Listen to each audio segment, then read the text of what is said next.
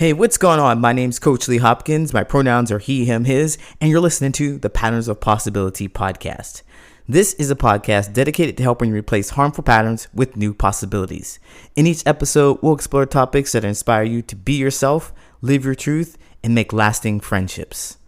In this episode, we're going to explore what it means to be socially awkward. Are you ready? Let's go.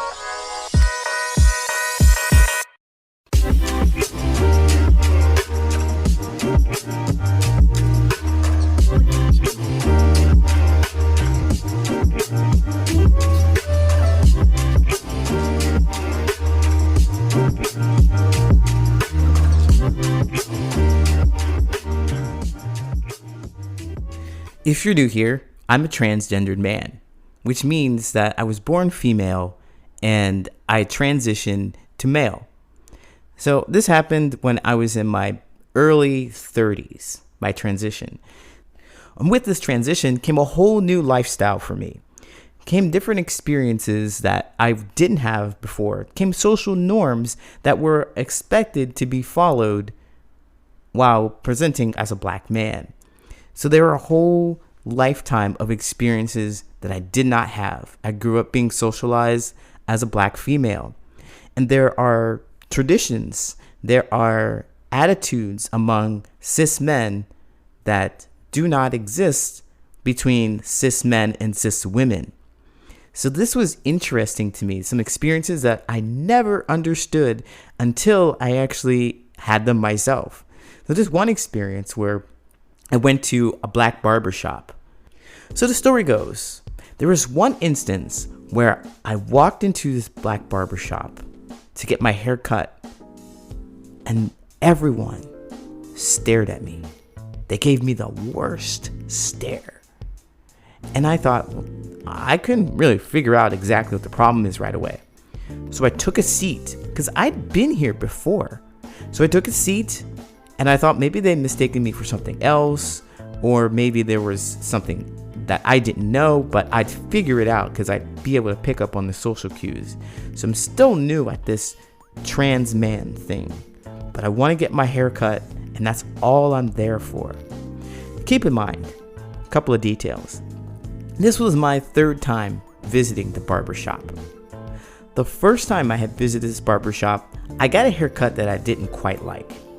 I didn't quite like the style, I didn't like how it was done, but I was also new to the area and I didn't quite know where else to get my hair cut. So I thought, well, I know what I like. So this one first time, it's okay for me not to be okay with it. Like, I will go home and in a couple of weeks I'll return and I'll tell them exactly how I want my hair cut so they can cut it this way and cut it that way. But the second time I showed up, that person who cut my hair initially was not there. Hooray. Some other guy was going to cut my hair, and he did a phenomenal job. I'm telling you, it was amazing. I loved it. So this is where we are in our story. I came back for a third time, and I saw both barbers there.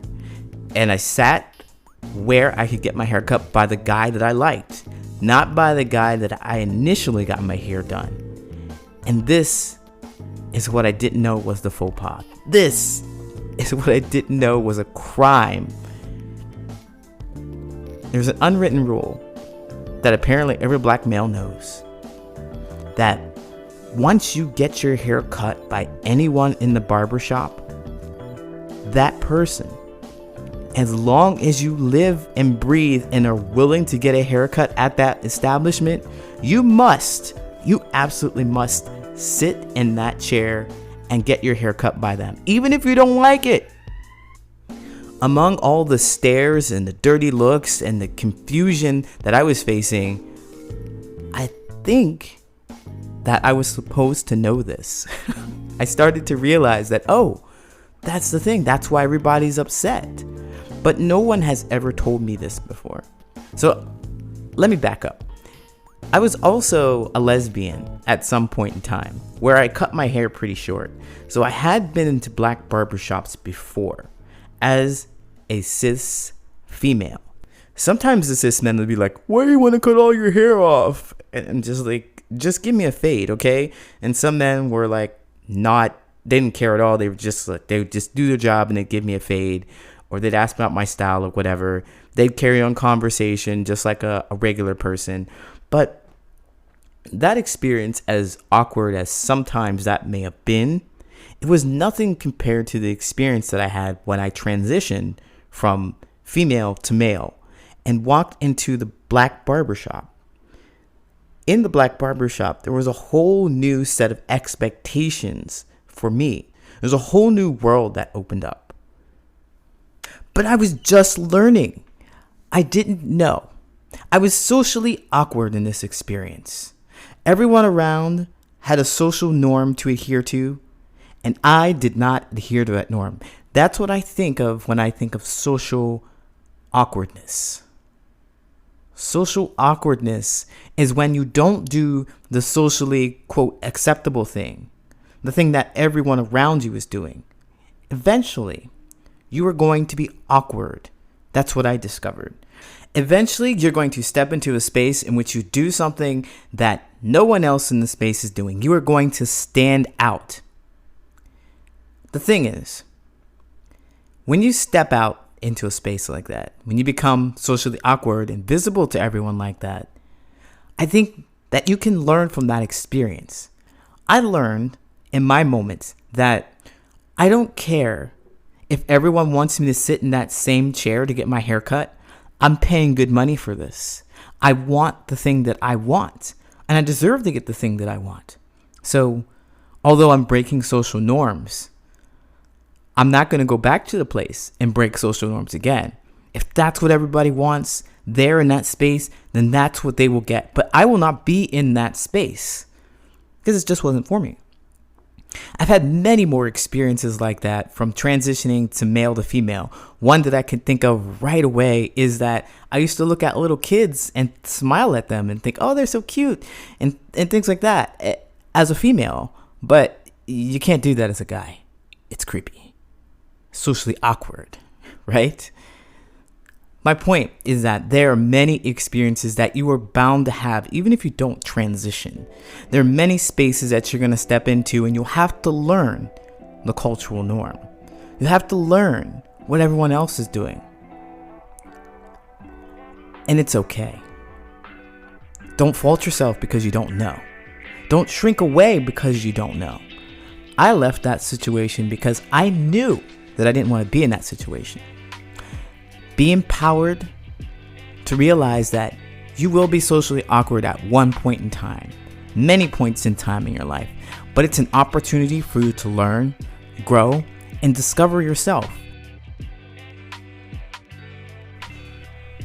All we're really looking for in friendships and relationships and connections and community is the understanding that we are similar in some way. And when you demonstrate a cultural or social norm, you make an instant connection. That's why feeling socially awkward is so painful, because it points you out as an outcast, rejected, alone. And no one wants that. But for every time that happens, it's an opportunity for you to learn about yourself. It's an opportunity to see where your tribe is, where your community is, where your connection is. Don't ignore it. Don't change for it. I'll be right back with the Answer Reddit friendship advice question. This question is celebrating birthday with friends. They begin, alrighty, so I am a 29-year-old female. I turned 30 along with 2 good friends next month, and we both want to do something big and exciting and fun for our birthdays. Yet they don't get along, so it's one event with each of them. My dilemma is, I don't care about celebrating my birthday, and I don't want to spend the money, especially since it's 2 different events. I don't want them to feel like I don't care, and I'm not sure how to approach the fact that I'm up for doing something small for their birthday, but I really don't want to spend that much. Any advice is greatly appreciated. I picked this one for socially awkward because This is a socially awkward situation. They just come in many kinds of formats. A lot of people expect the big 3-0 to be where you go all out, or any of those birthdays where you expect to go all out and spend a lot of money and time and do something extravagant because it's a milestone birthday. And again, this is you going against the social norm, right? This is you trying to do something that feels right to you and it benefits you so that you can feel comfortable in your space. So you're not awkward to yourself, essentially, but someone's going to feel this awkwardness if you tell your friends that you don't want to spend a whole lot of money here and you don't want to spend a whole lot of money there, and you know that celebrating with all three of you together is not an option. For the advice, I would suggest that you tell them exactly what you wrote here. Now, I know that's not easy, but you do bring up a very good argument. You want to stay friends with both of them. You want to celebrate with both of them. But in this economy, in this time, and it even doesn't even have to be about the economy or the time. It is just about how you feel about spending your money. You have a right to say, I want to save my money and not spend anything at all. So I recommend that you release the idea that you have control over who is going to feel awkward. Someone is going to feel awkward in this situation. Either you stay quiet and you feel awkward because you spent all this money, you're in a place that you don't want to be, or you can speak up and it's still going to be awkward. It's still going to be awkward because now you have to give them some information or some news that may make them feel uncomfortable, but you don't have to be in charge, or you are not in charge of how they might feel about it. The best thing to do for your friendship is to tell the truth about how you feel. And I think you laid it out very well, really easily here. You can give them some options, but at the end of the day, the very end of the day, you want to make sure that you express your truth and how you feel about celebrating 2 birthdays.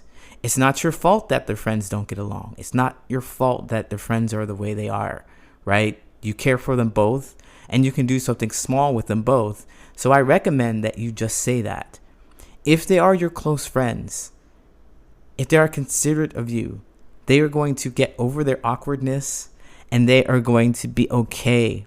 They will be grateful. I know I would be grateful if my friend told me how they felt, because I wouldn't want to put them in a situation in which I could be more helpful. I could alleviate some stress for them, but I didn't know I was stressing them out. So if you give me the opportunity to relieve some stress and say, oh, hey, no big deal. We don't have to do anything big. I want to celebrate with you. Let's just hang out and watch a movie, or let's go for a walk, or let's make dinner together, or something like that. Something small with just you two. And then if they wanted to do a big 3-0 by themselves somewhere else, then that's fantastic. That's fine. But just keep in mind that you want to share your truth with them so that you can create the friendship you want.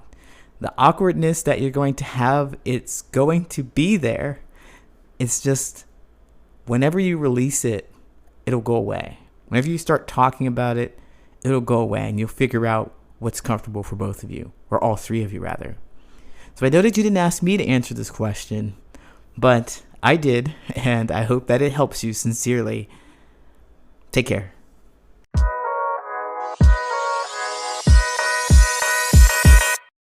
My name is Coach Lee Hopkins, and you have been listening to the Patterns of Possibility podcast. You can find me at patternsofpossibility.com and on all social media at Patterns of Possibility. And as always, I want to encourage you to be yourself, live your truth, and there you'll make lasting friendships.